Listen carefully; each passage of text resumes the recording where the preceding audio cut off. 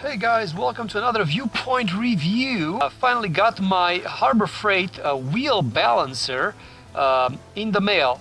To balance these tires is $20 per tire with rotating and balancing. So it would have been $80 for this car. I've just installed these tires, saved myself $200. So I bought myself a wheel balancer. Harbor Freight with a coupon and everything came out to about $60. This is the first time I'm going to balance my own tires. I have 4 here, 4 on my other car, and I have 2 trailers. So therefore, this one will pay itself off really easy. Let's see what's in the box first. So let's cut this off. And there it is. Well, this is a surprise. The one that I saw in the store, I ordered this one online from Harbor Freight. But the one that I saw in store was red, and this one is not red. Oh well. So that's the base. This is the actually balancing mechanism with the 3 screws here on the front and the little spring mechanism. And this is some kind of a... Oh yeah, this is where the tipping point is. So this is very, very important not to get damaged. There's a tipping point where the wheels will be balanced on. And basically what you have is you have a cone over there, then you have this little tip. You don't want to damage that cone or this tip, because this is how this balancer works. And then what you do is you slowly going to put it here on it, so very slowly. There it is. And obviously you have to make it stop from the wobble. And then with these little screws that you have here in the mechanism, you will be able to center it. So you have to center it.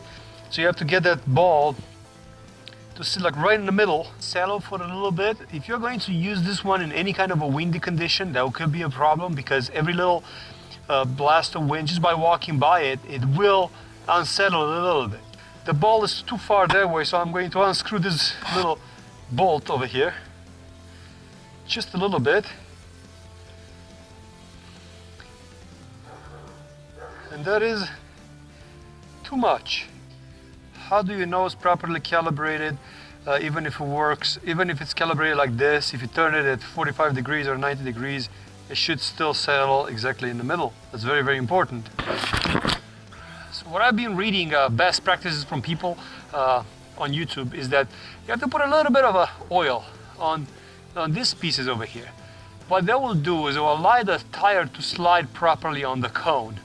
So this little cone that you have over here, you have to grease it out because the tire has to settle properly on it. You can do it without it, but that's the best way, the best practice.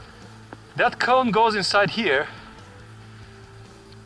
basically, and then if it doesn't slide properly, the tire on it, it won't work right. So it has to slide on this side over here. Calibrate it right in the middle, make sure it's calibrated. And then throw the tire in here. It has to be heavy enough to be able to settle on the cone. And the springs seem to be a little bit strong.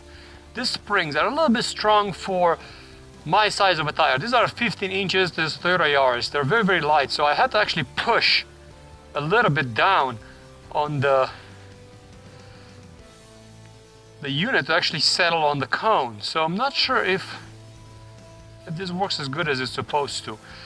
But we'll see. We'll balance the tires this way and we'll see how much vibration we get in the car. So as you can see, automatically the ball, it's pointing this way. That means that it's too light. The tire is too light over here, it's too heavy over there. So it needs to be balanced this way. As far as the weights goes, you could use the actual weights that they have in the store, or you can have the stick-on ones. I have recycled these things from a previous balancing. So these are also going to work very, very well. You're going to put them on the side that is too light until it balances out. So I'm just going to keep adding these things over here to see how much I have to add to bring it into center. This will require a little bit of a patience from you. So that's no question about it, it will require a little bit of a patience. But now I'm right in the center. So you could either weight these things and see how much weight you had on these weights, and then just add the normal ones that go into the rim, or just stick these weights on the rim itself. Usually it's better to stick them on the inside. By the way, how much was offset? It was 44 grams, so I have it over here. I weighted them. And these are 40 grams. So I've added these over here, and it's almost in the middle, as you can see. Almost in the middle. What I'm going to do is I'm going to add a little bit more extra weight just to bring it where it needs to go. Let me see if I can turn the wheel. What's going to happen? Is it going to change the balancing of it? See, the bubble is not in the middle, even though I have the proper weights on it. So I'm starting to not trust this machine anymore. That's for sure. I don't really think that this machine is as accurate as it should be. Because if I turn the wheel, it should maintain the same. And see, right now it shows completely different than it shows when it sits this way.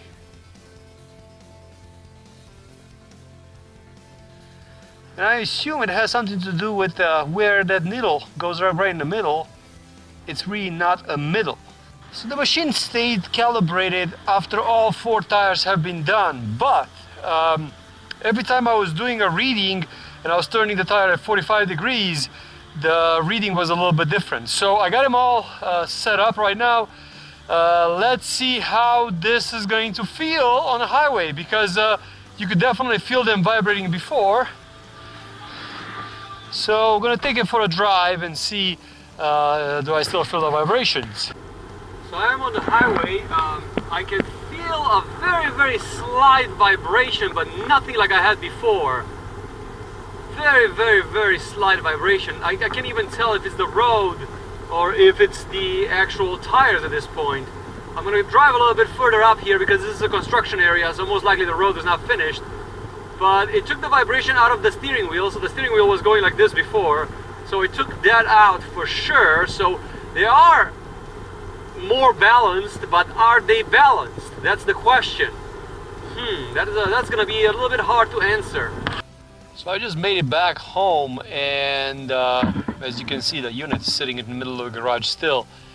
I can definitely tell a difference that it's more balanced, but can I say it's perfectly balanced?